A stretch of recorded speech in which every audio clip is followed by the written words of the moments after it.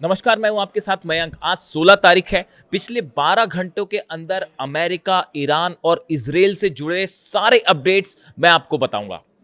देखिए, इस वक्त की बेहद अहम खबर, कल ही ये बात सामने आई थी कि अमेरिका और ईरान के बीच एक एमओयू को लेकर जो है सहमति हो गई है। अभी इस बात को 24 घंटे भी नहीं बीते हैं कि चार अहम मुद्दों पर, इस एमओयू के जो चार सबसे अहम मुद्दे हैं उन पर असहमति और विवाद होता दिखाई दे रहा है। देखिए, सबसे बड़ा मुद्दा यूरेनियम का क्या होगा, न्यूक्लियर प्रोग्राम का क्या होगा, बारूदी सुरंगें कब हटाई जाएंगी और क्या हॉर्मूज में सर्विस टैक्स ईरान लेगा या नहीं लेगा, और इसके अलावा जो संपत्ति फ्रीज है वो कब रिलीज की जाएगी। ये बल्कि 5 मुद्दे हो गए, 4 भी नहीं बल्कि ये 5 मुद्दे हैं जिनको लेकर अमेरिका का पक्ष और ईरान के पक्ष में अंतर दिखाई देने लग गया है। ये बेहद अहम खबर है। देखिए, कल जब ये खबरें सामने आई कि एमओयू को लेकर जो है वो सहमति बन गई है, उसके बाद मैं तमाम बयान देख रहा था। देखिए, जब भी कोई एग्रीमेंट होता है, इंटरनेशनल एग्रीमेंट होता है, तो उस एग्रीमेंट में ट्रांसपेरेंसी कितनी है, इस बात पर यह तय होता है कि ये डील हो पाएगी नहीं हो पाएगी और ये कितना लंबा चल पाएगी। अब अभी जो हालात हैं उसमें दोनों पक्षों में ना तो एक दूसरे पर विश्वास है, ना ही इस डील को लेकर ट्रांसपेरेंसी है, ड्राफ्ट सामने नहीं है, मीडिएटर है बीच में, उनके जरिए ये बात हो रही है। यानी ये तमाम इंडिकेशन बता रहे हैं कि अगर कोई तरह का समझौता होता भी है, साइनिंग पहली बात तो होगी कि नहीं होगी, और अगर होता भी है तो लंबा नहीं चल पाएगा। अब देखिए, बयान कैसे अलग अलग होने शुरू हुए। कल मैं इस बात को नोट कर रहा था कि ईरान की तरफ से जो खबरें सामने आ रही थी उसमें यह कहा गया था कि जो फ्रीज फंड है उसको इस बातचीत के पहले, इस साइनिंग के पहले, जो एमओयू साइन होना जा रहा है इसके पहले ही रिलीज कर दिया जाएगा। इस तरह के दावे ईरान की तरफ से हुए। लेकिन कल अमेरिका के एक अधिकारी की तरफ से यह बयान आया जो इस पूरे मामले से जुड़े हुए हैं। उन्होंने ये कहा, पहले ईरान अपने कमिटमेंट पूरी करे, उसके बाद हम फ्रीज जो फंड है वो रिलीज करेंगे। यानी देखिए, पहला मतभेद यही निकल के सामने आ गया कि जो फंड रिलीज करने की बात है ईरान को, देखिए 2 तरह के फंड आ रहे हैं। एक तो वो 12 अरब डॉलर की बात है, जो कि 24 अरब डॉलर जो फ्रीज है उसमें से 12 अरब डॉलर पहले ही रिलीज होने थे जिनेवा में, किसी भी एमओयू के साइन होने के पहले। इस तरह की बात ईरान की तरफ से सामने आई।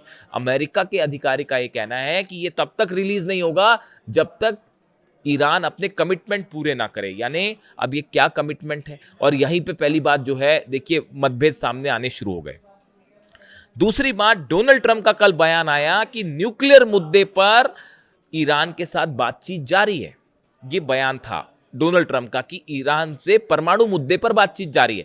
जबकि ईरान ने क्या कहा कि जो एमओयू है उसके तहत यह तय हुआ है कि जो 60 दिन का वक्त होगा बाद में, वो उसमें मतलब अंतिम चरण में जो है वो इस परमाणु मुद्दे पर बात होगी। यानी डोनाल्ड ट्रंप का यह कहना कि मुद्दे पर बात हो रही है, परमाणु मुद्दे पर, और ईरान का यह कहना कि इसमें बाद में बात होगी। यहां पे दोनों के विचारों में मतभेद है। सच एक ही तरफ हो सकता है, दोनों तरफ नहीं हो सकता। यानी इस बात से बात साफ हो रही है कि न्यूक्लियर मुद्दे पर क्लैरिटी नहीं है। इसके अलावा देखिए, यूरेनियम को लेकर जो 60% यूरेनियम है जो कि एनरिच्ड हो चुका है, जो 60% तक एनरिच्ड यूरेनियम है ईरान का 450 किलो, इस यूरेनियम का क्या होगा, इसको लेकर कोई साफ बात एमओयू पे नहीं है। यानी जिस चीज को लेकर जंग होती है, जिस चीज को लेकर इतना बड़ा जो है जंग हुई, तमाम चीजें हुई, वो उस यूरेनियम 450 किलो यूरेनियम जो कि 60% एनरिच्ड है, वो इस समय बताया जा रहा है कि इस्फहान में संभवतः जो है न्यूक्लियर प्लांट है उसके नीचे है। और खबरें इस तरह भी हैं कि उसके आसपास बारूदी सुरंगें बिछा दी हैं ईरान ने, और अब तो उसमें एंट्री भी नहीं हो सकती, और वो जो टनल थी उसका मुंह भी जो है बंद कर दिया गया है। यानी उसको एक सील पैक बारूदी सुरंग बना दिया गया है। अब वहां पर आसपास जाना संभव नहीं है। तो अभी तक ये इस एमओयू में ये बात साफ नहीं कि ईरान के इस यूरेनियम का क्या होगा। ईरान का कहना है कि उसमें बाद में बात होगी, जबकि अमेरिका की तरफ से इस तरह के इंडिकेशन बार बार डोनाल्ड ट्रंप दे रहे हैं कि वो ईरान का वो यूरेनियम जो है क्या उसको डाइल्यूट किया जाएगा, क्या उसको लिया जाएगा, ये तमाम चीजें ऐसी हैं जिसको लेकर कोई साफ स्थिति अभी तक नहीं है। कैसे अगर उसको आप डाइल्यूट भी करेंगे तो उसे कैसे खोजा जाएगा, कौन उसको निकालेगा, ये तमाम चीजें हैं। यानी आप कहने का मतलब है ये जो डील है बहुत ही सुपरफिशियल, बड़ी उथली डील है साहब। इसमें जो कंडीशंस हैं वो बड़ी उथली कंडीशंस हैं, और इतनी बड़ी जंग और इतने बड़े बड़े मुद्दों को इतने छोटे से एमओयू के तहत जो है अगर आप लेके आगे बढ़ते हैं तो ये टूटना तय है।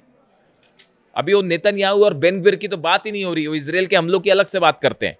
तो देखिए ना, यूरेनियम के मुद्दे पे क्लैरिटी है, न्यूक्लियर प्रोग्राम को लेकर भी क्लैरिटी नहीं है। डोनाल्ड ट्रंप कुछ कह रहे हैं, ईरान कुछ कह रहा है, यूरेनियम के मुद्दे पे क्लैरिटी नहीं है। ये जो पैसा रिलीज किया जाएगा ये पहले किया जाएगा, जिनेवा में बातचीत की या बात किया जाएगा, ये भी साफ नहीं हो रहा है। इसको लेके अलग अलग राय सामने आ रही है, मतलब ईरान और अमेरिका की। अब उसके बाद देखिए दूसरा बड़ा, तीसरा, चौथा बड़ा मुद्दा जो बारूदी सुरंगें हैं, मैं बार बार आपसे कह रहा हूं ये बारूदी सुरंगें बेहद अहम मुद्दा है। हॉर्मूज में हॉर्मूज खुलेगा तय हो गया, ठीक है जी। अमेरिका ने कहा हम अपने जहाज हटा रहे हैं, वो जहाज हटा ले, जहाज पीछे हटते हैं और कभी भी लाए भी जा सकते हैं, उसमें 2-3 दिन से ज़्यादा वक्त नहीं लगेगा। वो जहाज अपने पीछे खड़े करके खड़ा कर देगा कहीं पे, अपने किसी पे आसपास के किसी भी अपने अड्डे पे खड़े कर देंगे। वो वापस भेजने में कितना टाइम लगता है। बारूदी सुरंग कब से हटाई जाएंगी इसको लेकर भी कोई टाइमिंग तय नहीं है। देखिए बारूदी सुरंग हटाई जाएंगी, डोनाल्ड ट्रंप जिक्र कर रहे हैं, ये बारूदी सुरंग हटाना लंबा काम है। ये कोई ऐसी चीज नहीं है कि बस समंदर में मछली नहीं पकड़ रहे हैं आपकी, आपने जो है फिशिंग करी, कांटा डाला और वो पकड़ ली फिश और लेके चल पड़े।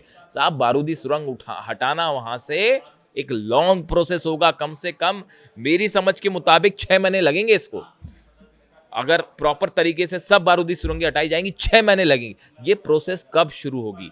ईरान की तरफ से जो टाइमिंग आ रही है कि पहले डील होगी, उसके बाद लेटर स्टेज पे जब न्यूक्लियर प्रोग्राम पर बात होगी, यूरेनियम पर बात होगी, वो जो 60 दिन का टाइम दिया गया है, उस दौरान ये बारूदी सुरंग हटाने का प्रोसेस शुरू होगा। जबकि अमेरिकन दावे क्या कह रहे हैं, जो अमेरिकन अधिकारियों की तरफ से अलग अलग बयान आ रहे हैं न्यूज एजेंसीज में, वो ये कह रहे हैं कि फौरन बारूदी सुरंग हटाने का काम शुरू हो जाएगा। कौन करेगा, कैसे करेगा, ईरान करेगा, ये भी अभी साफ नहीं है। ये इंफ्रास्ट्रक्चर इतना आसान नहीं है, बारूदी सुरंग ईरान के लिए भी आसान नहीं है। वो बिछाने के बाद उसको निकालना आसान नहीं होता, वो अपनी लोकेशन बदलती रहती है, समुद्र के बहाव के साथ वो आगे पीछे होती रहती। उन्हें खोजना, उन्हें निकालना आसान प्रोसीजर नहीं है।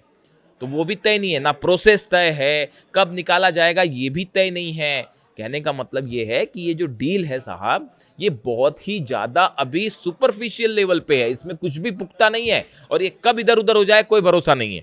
इसके अलावा देखिए एक और मुद्दा है, अहम मुद्दा, हॉर्मुज से जुड़ा हुआ। जो इंडिकेशंस आ रहे हैं, डोनाल्ड ट्रंप का ये कहना है कि हॉर्मुज अब सबके लिए खुल जाएगा, वहां कोई टैक्स नहीं लिया जाएगा।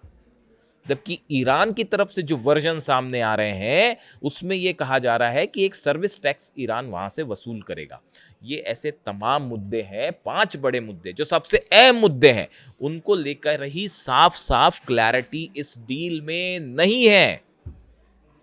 और ये बता रहा है कि ये ट्रांसपेरेंसी का ना होना, ये डील कितनी लंबी चल पाएगी, कितनी टिकाऊ हो पाएगी, इसकी कोई गारंटी नहीं है। यानी 24 घंटे के अंदर ही मामला पलटता दिख रहा है। और देखिए ये जो बात है, खास तौर पर जो अधिकारी की तरफ से कहा गया, अमेरिका की अधिकारी की तरफ से कुछ न्यूज़ एजेंसीज ने अमेरिका की कहा कि साहब ये जो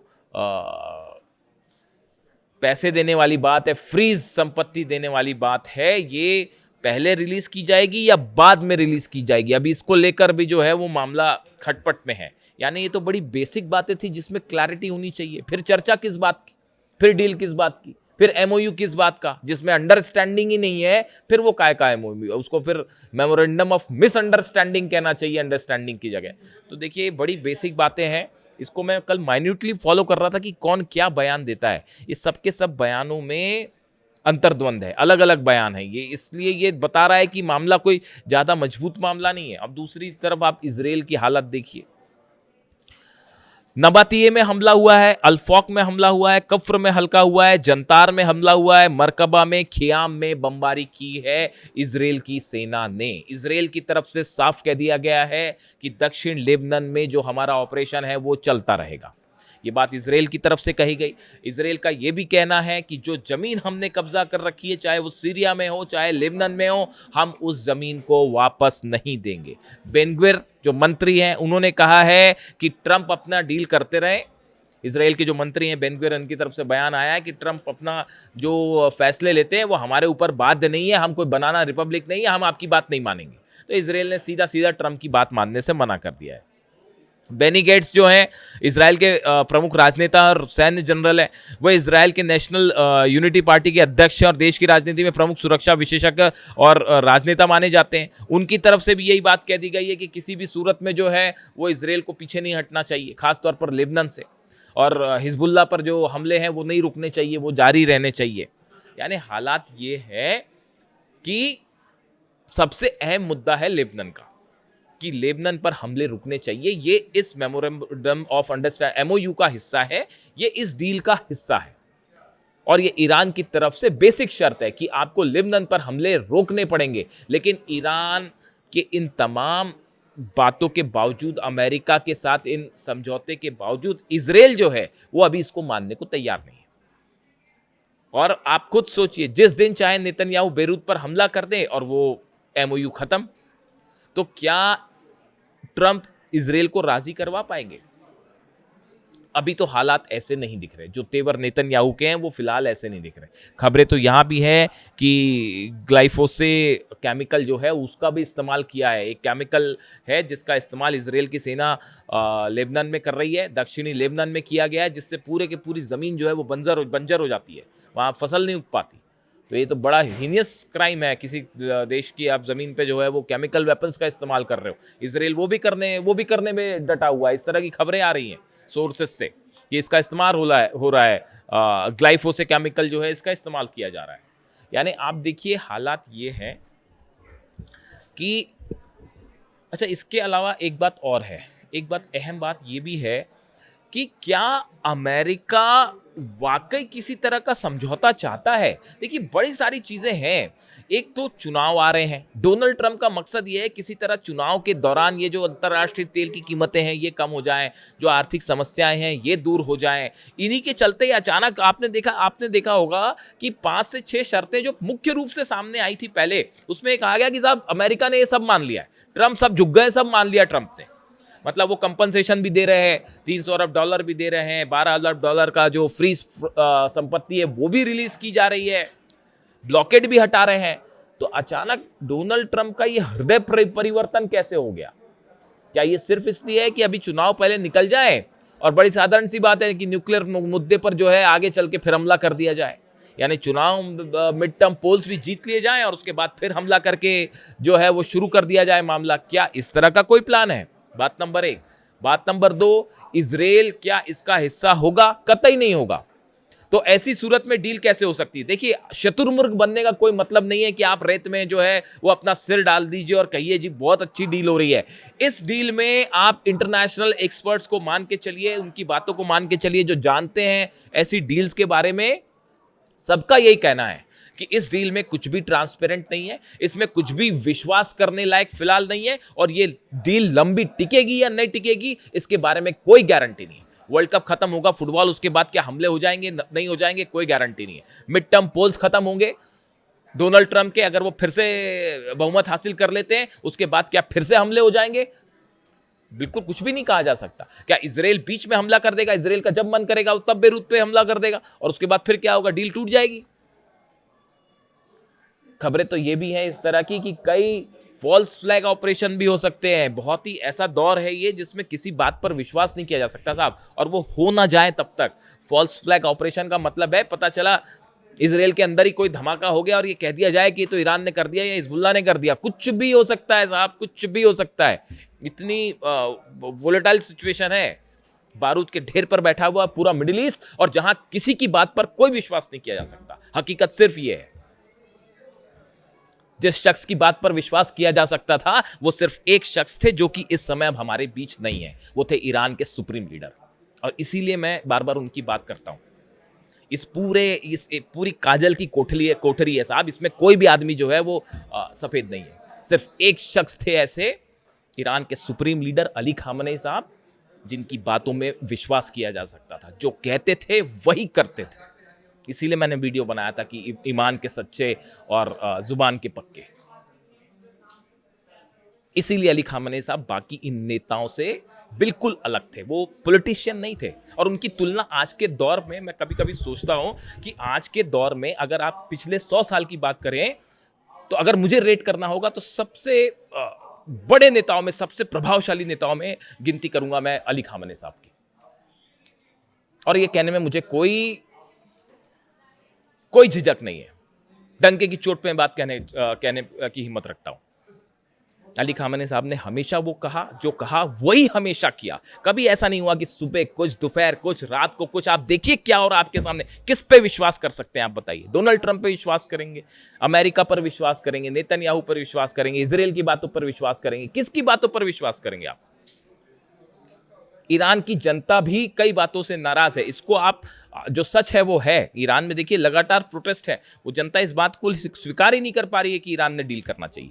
आप उनके सुप्रीम लीडर को शहीद कर देंगे और उसके बाद कहेंगे कि साहब डील करना है, तो जनता को ये बात डाइजेस्ट ही नहीं हो पा रही। वो इस बात को स्वीकार करने के लिए मानसिक रूप पे तैयार ही नहीं है, भले वो डील अच्छी भी क्यों ना हो। भाई ईरान की तरफ से भी डील हो रही है, तो अगर इस तरह की बातें आगे बढ़ी तो कुछ सोच समझ के बढ़ी होगी। ईरान के सिक्योरिटी काउंसिल में तमाम जिम्मेदार नेता हैं जो उसमें शामिल हैं। मुस्तफा खामेनी सुप्रीम लीडर हैं। उनके सबके फैसलों के बाद ही इस तरह की बात आगे बढ़ी होगी और पूरी जिम्मेदारी के साथ आगे बढ़ी। इसमें कोई दो मत नहीं है। लेकिन आप ईरान की जनता की मेंटालिटी देखिए, उनकी मानसिकता समझने की कोशिश करिए। उनके अंदर कितना आक्रोश है। आप देखिए कैसे प्रदर्शन हो रहे हैं और वो डील कहना चाह रहे हैं, आप डील ही मत करिए।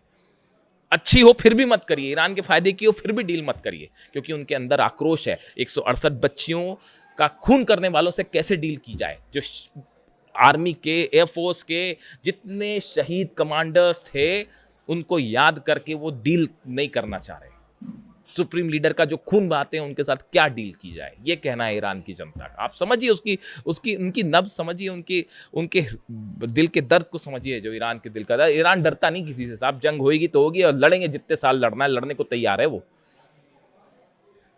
लेकिन जो डील की बात है, डील शब्द जैसे ही आता है ना सामने, और जैसे ये एमओयू और डील की जैसी बात आती है, तो जो इंसान बहादुर होता है ना, हिम्मत वाला होता है, वो डील वील नहीं करता। वो उसके लिए डील शब्दी जो है वो हो जाता है। तो इसीलिए जो है हालात ऐसे हैं कि किसी पे कुछ विश्वास नहीं किया जा सकता। अली खामेनी साहब की बात होगी तो मैं हमेशा मुद्दे से अलग हो जाता हूँ। क्षमा चाहता हूँ, वो इंसान ही ऐसे थे, शख्स ही ऐसे थे वो। और ये सब तो चलता रहेगा, ये डील होती रहेगी, जंग होती रहेगी, सब होती रहेगी। लेकिन अली खामेनी साहब अब वापस नहीं आ पाएंगे। ये एक ऐसा दर्द है जो भूल नहीं सकते ईरान के लोग। खैर, तो अब हालात ये हैं कि ये बड़े धोखे हैं इस राह में, और कब क्या हो जाए, अगर आप सोचते हैं कि वो जब तक चीज़ें हो ना जाए, वो पैसा जब तक ईरान को मिल ना जाए, हॉर्मुज़ से अमेरिकी सेना बाहर ना चली जाए, है ना, ये बड़ी सारी चीज़ें जब ये हो जाएंगी, तब तक किसी चीज़ पर विश्वास नहीं किया जा सकता। वीडियो कैसा लगा कमेंट करके ज़रूर बताएं। Thank you so much.